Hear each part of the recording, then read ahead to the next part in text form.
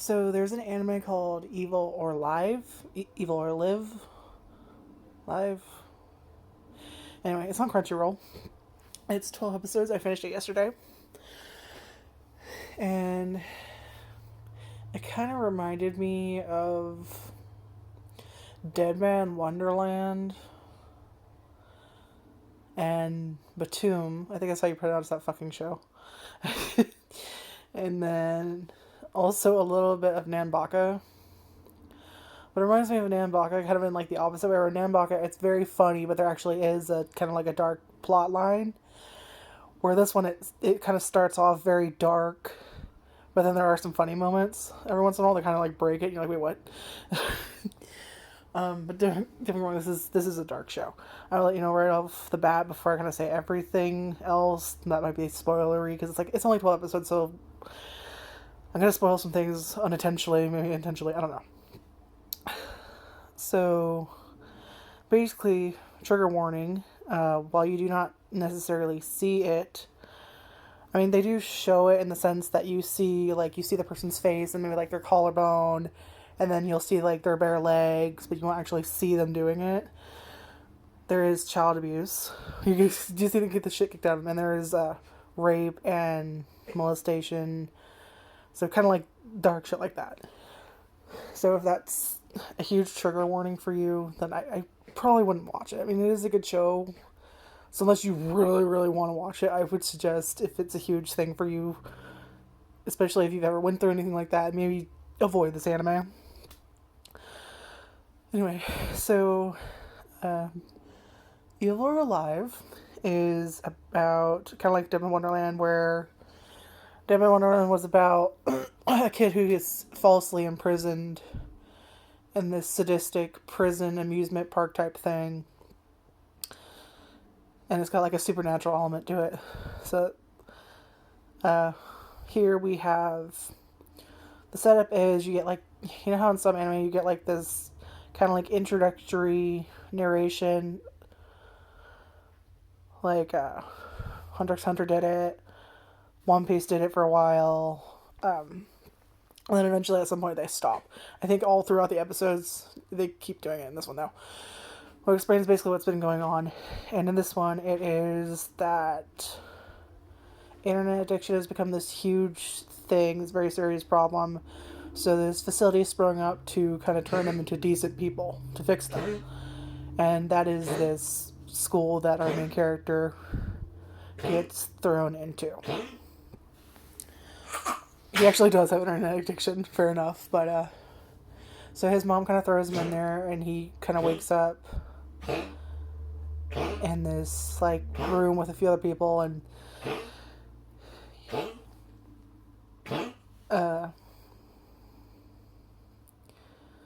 basically he kind of just has to deal with this very different reality where like it's weird because they don't actually really fucking tell you. They just briefly mention it and then never again, where everyone else was kind of brought there forcibly, and then he was actually drugged or unconscious or whatever and woke up there.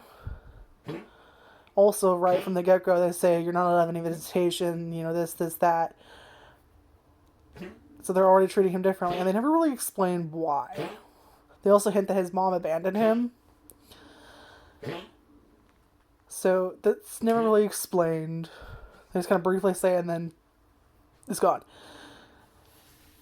But, so yeah, basically they kind of do like this very military-esque training where you get like, was it one class a day, and then the rest is basically like field training, I think.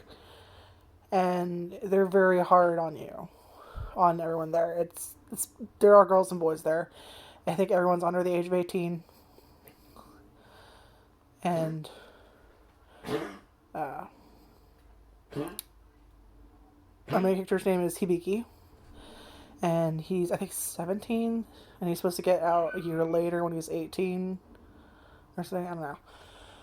But there's some. I kind of forgot to say something else. Another trigger warning is if you don't like characters that kind of have mental breakdowns or drastic changes in personality, Hibiki is a warning for you because it does happen to him, where he does kind of drastically change at some point. That's another thing that reminded me. He kind of reminded me a little bit of Naofumi in the sense that they were good people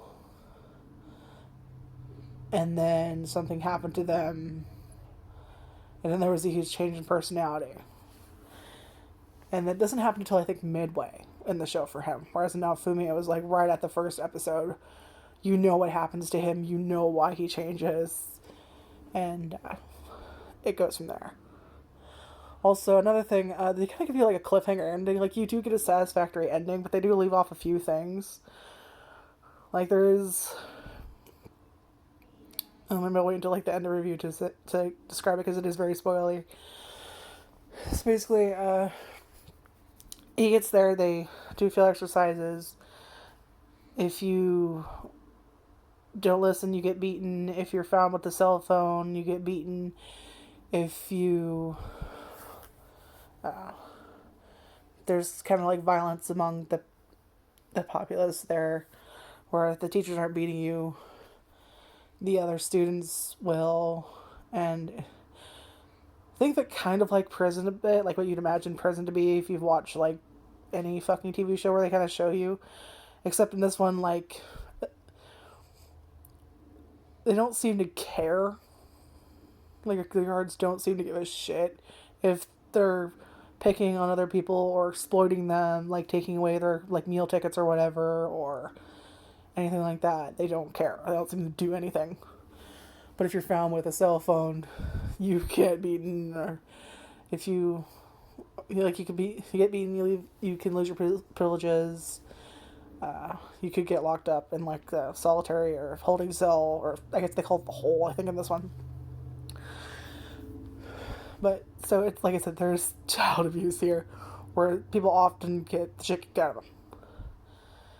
And in training drills, like, if you, like, they have them run, like, what was it, 1,500 miles or kilometers or fucking something.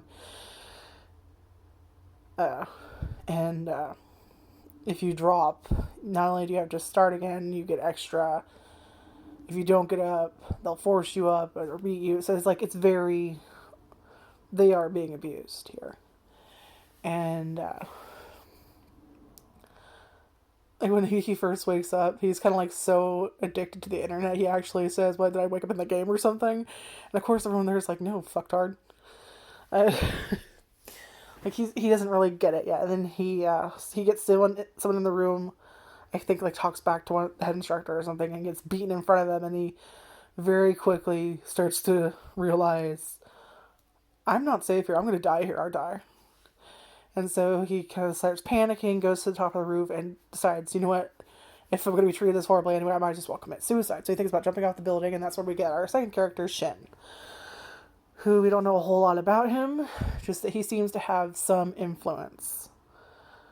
Like, you know how in, like, prisons they usually show, like, there's gang leaders or those, like, the top dogs. He's kind of one of them.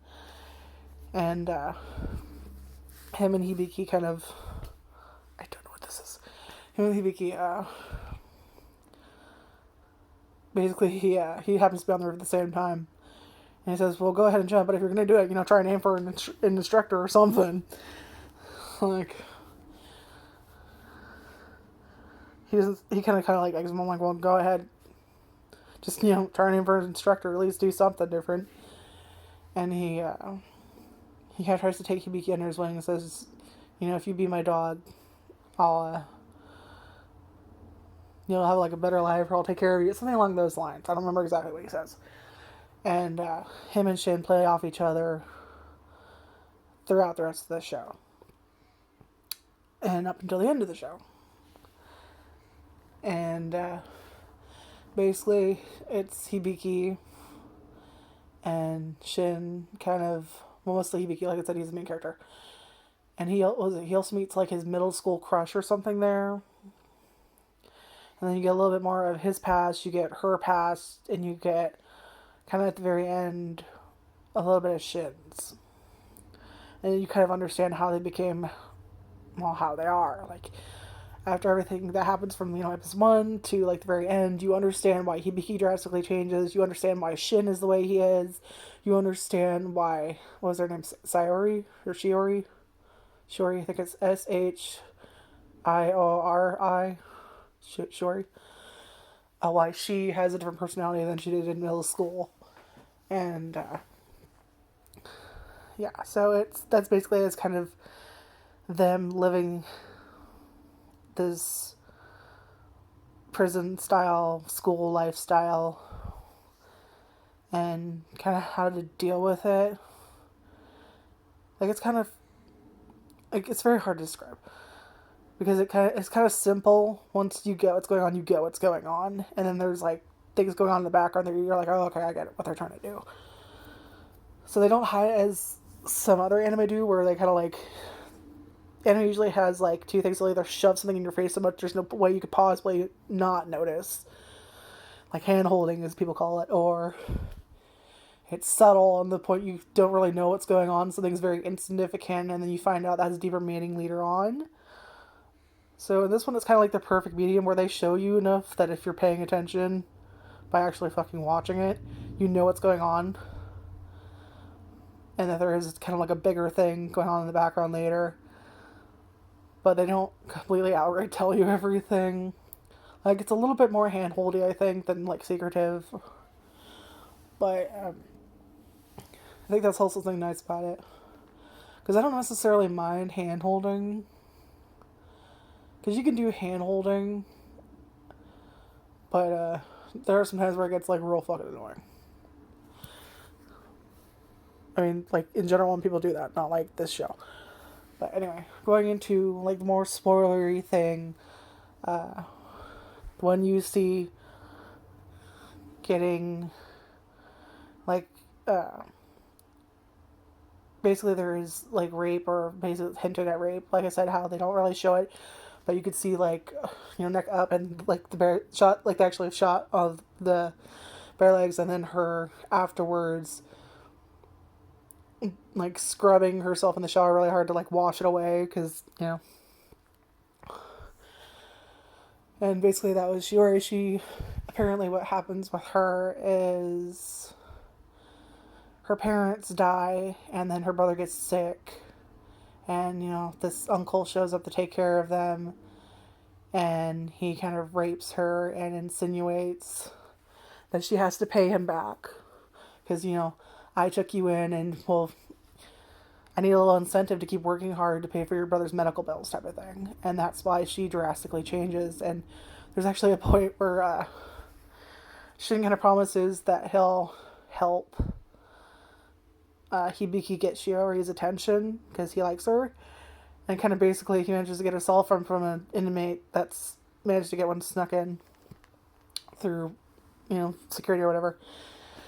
And he gets it, or well, basically I'll spoil it, is he mentions to this other person that's a bigwig that, hey, she's got a hidden cell phone. So he goes over there, he's disciplining officer, this person that he tells, who's also in there.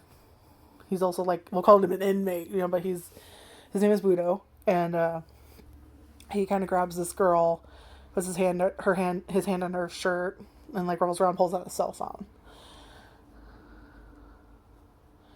So that's something where it's kind of molesty, but I don't know if he was actually just looking for the phone, or if he was molesting her and just found the phone.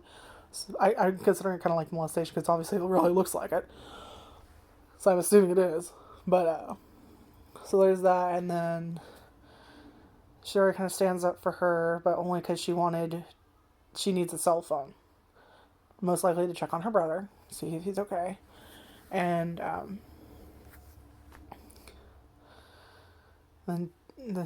basically, she manages to get a hold of this cell phone, promising Wudo he'd get it, but then he takes it from Wudo, and he says, one of you two girls, the way he talks makes me wonder sometimes.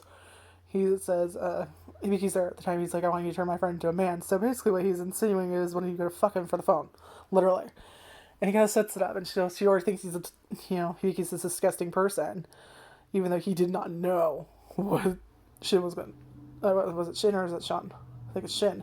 He didn't know what Shin was going to do. So that's another thing that plays off of it is You know, like, what the fuck is Shin doing? Like, can I trust him? No, I can't trust him. He's manipulating me. I don't want to be with him, but I need to be with him to do this other thing. And then there's Shiori, where, like, I like her, but the things keep going wrong, and she keeps hating me, and she doesn't want anything to do with me. And there's that. And then there's Jun, who is the girl that had the fucking cell phone taken from her. Also is apparently in the background. And she's got connections. Of course, like, through the end of the series, she just fucking disappears all of a sudden. It's weird. Especially considering you see her with, like, cozying up to one of the guards, and then you see she's with another more powerful person behind the scenes. And then all of a sudden they just mention, kind of in passing, that they had to get rid of her. And they kind of regretted doing it because they need her for something that happens later. So she just kind of disappears out of fucking nowhere. Which is kind of like one of the only things I didn't like, because they kind of set her up to be like this possible, well, kind of like a victim, and then like a big, like, she has connection to like bigger bads behind the scenes that actually run the prison. And then she just fucking disappears. And you're like, why? But, yeah, and then even more spoilers, we have the end of the show. We could go a cliffhanger, which was, they actually managed to, like, throughout the show, finally Hibiki and Shin kind of turn on each other. And then you find out Shin was doing this for a reason. He wanted to bring down the school, so he needed Hibiki to hate him, I'm guessing. Like, they don't outright tell you why he did. He just kind of leaves behind, and you see Hibiki like, wait a minute, what? Like, knows something's strange, and then kind of get, like, oh, he was doing this on purpose. And they do manage to kind of, like, finally expose the school, and they actually light it on fire at some point. And then it leaves with them, Shin's already dying. Like, they kind of insinuate multiple times that he doesn't have long to live. And you see him cough a few times, which usually means in anime you're about to fucking die. So he's doing that. He's on the top of the school building, kind of like where they first were, and like they first met in the first episode. And the school's burning. And then they kind of look at each other, and you know, Shin's like kind of like a little confused, like, why are you here? And then you kind of see like Hibiki smile, and then like Shin's crying, and then it kind of like pans off of the school, and like you can see like it's kind of like a mountain range in the distance, and you see like the red and blue flashing of like police lights coming towards the school as the school's burning. And like the media had gotten there, so like all the media's out there, finally exposed, but they're still on the building, and like the other students, obviously it looks like they're escaping through the sewers or something, but they're still in the building, and then it ends. So you don't know, like, were they saved? Did they die on top of the fucking building? And then you see like Shuri was knocked unconscious at some point, because I think they locked her up in like the solitary confinement type of thing. And then they, like, someone's actually carrying her out, and then you see her going to the sewers, and you see her wake up in a hospital room, you see her eyes open, and then that's the end of the anime. So, I do like this show. I want more of it. Like, I kind of like how they left it off.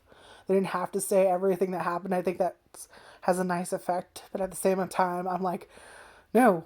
Like, are they dead? Shouldn't he be dead? What the fuck is going on? Like, so I liked it, and I kind of want more. I also really like the opening and ending songs. I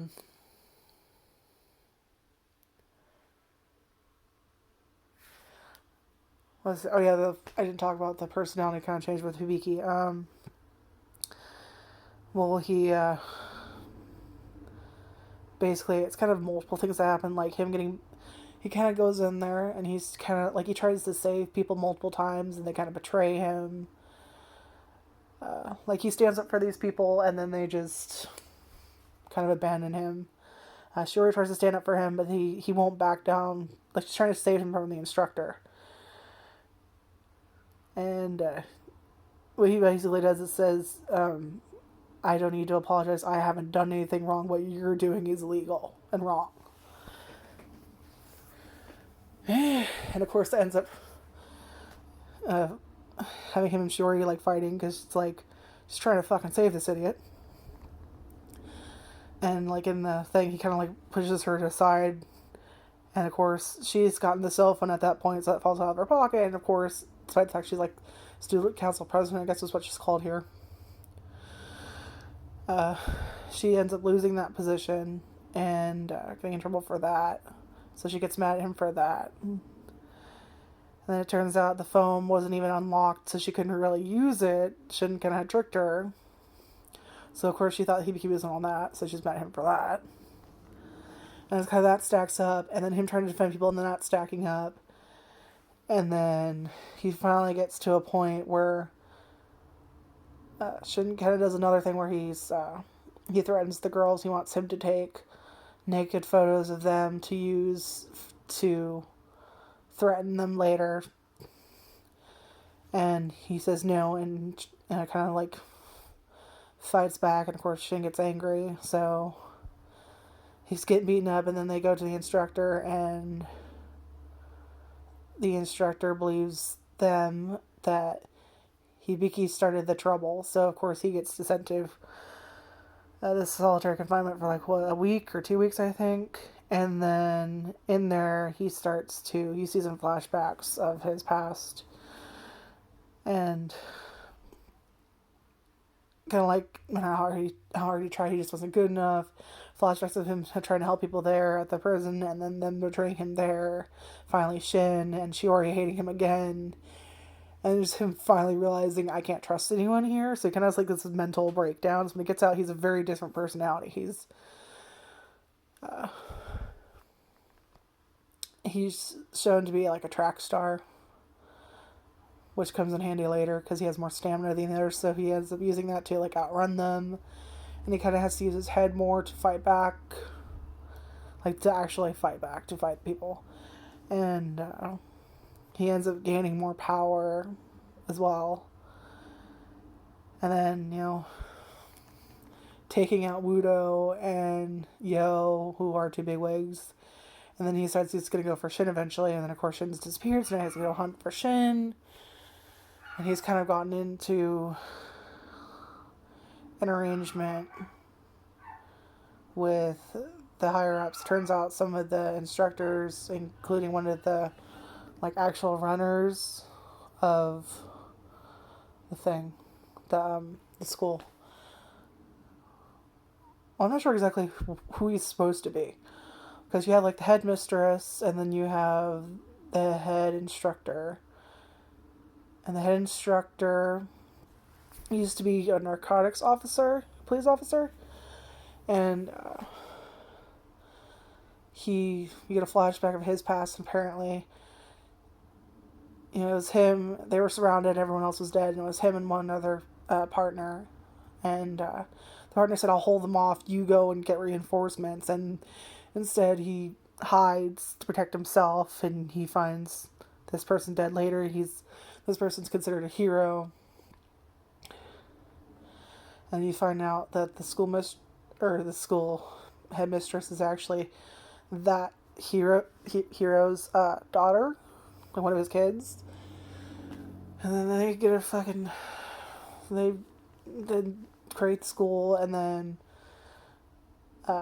you have Shin has a big brother and a father. The father's I don't think the father's actually in on this. But so you have the big brother who clearly is hiding something and probably doesn't like his brother.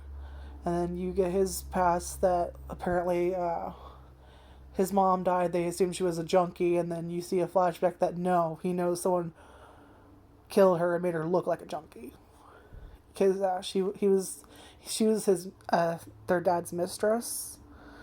So of course he's the child of that mistress. So of course they're well off. So, people talk shit. And I don't know what the guy is, but I think he works for or is friends with Shin's brother or something like that. They don't really touch on it too much, just that he does pour money into the school. And obviously, if you didn't tell him what to do, he knows what's going on. So, I don't know exactly what he is. I just know his name is Hyo, I think. Which is Hyo. And, so there's him, and he ends up getting with one of the guys that works for him, Ryo. RYO, I think, and he's one of the instructors. So he works below the head instructor, who, despite being a hard ass, you find out actually does think this is helping people to some extent. Like, he actually is trying to help people. He's doing it a horrible way, but like, he actually was trying to do something to make up for what he did for not going to get back up or whatever. And so like, they don't explain everything, and I wish they had more information, because I actually do think it was pretty interesting. I really did like this anime, but I felt like I had something in my mouth. I hate when that happens, but there's nothing there. So I'm glad I watched it. I want more of it, so I hope there's another season, but I don't know how old it is.